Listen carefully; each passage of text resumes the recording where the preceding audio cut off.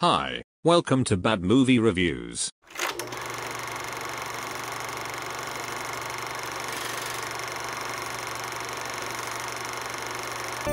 Ready? Steady? Let's go. There must be something in the way. If you were asked to make a courtroom case for Lupita Nyong'o's ability to do literally anything, Little Monsters would be Exhibit A.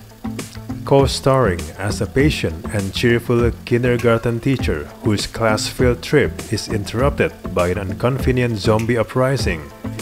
She sings, gets laughs, talks tough, wields a shovel and pitchfork, and expertly navigates a big monologue about Neil Diamond.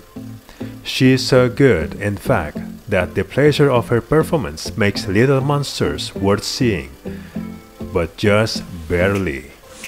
The trouble, you see, is that it is a decidedly supporting role. The protagonist is David, played by Alexander England, a slacker in a life crisis. His longtime girlfriend has finally ended their toxic relationship. He's out of work, and though he proudly continues to insist that he fronts a metal band, they broke up years ago.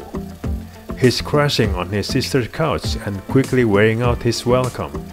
He's only along on the field trip because he desperately wants to sleep with his nephew's teacher, Miss Caroline, the character played by Nyong'o.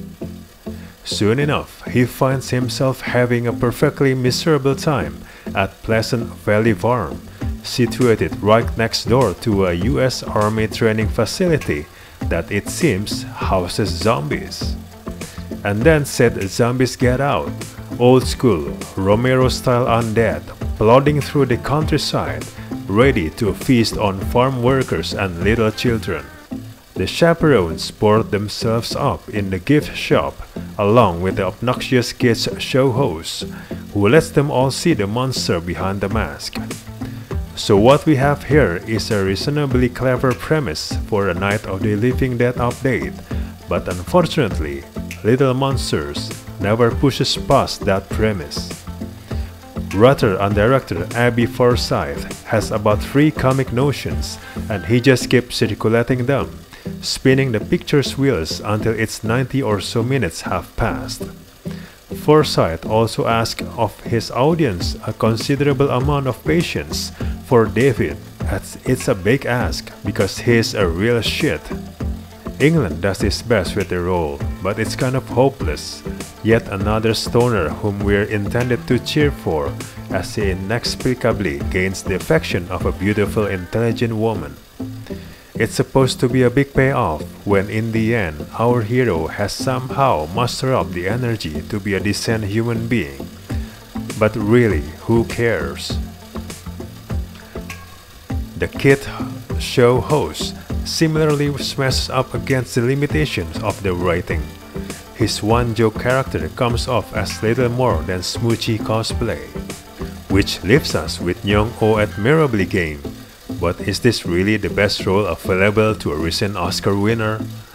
Nevertheless, she digs in, all smiles, on an unflinching mission to convince her charges that the attack of the undead is just a big fun game. She's great, and the biggest problem with Little Monsters is that she's ultimately starry-eyed support to a lame dude. About halfway through, it became very clear to this viewer that they had made a movie about the wrong character. I wonder how deep into the production the filmmakers were when they came to the same conclusion.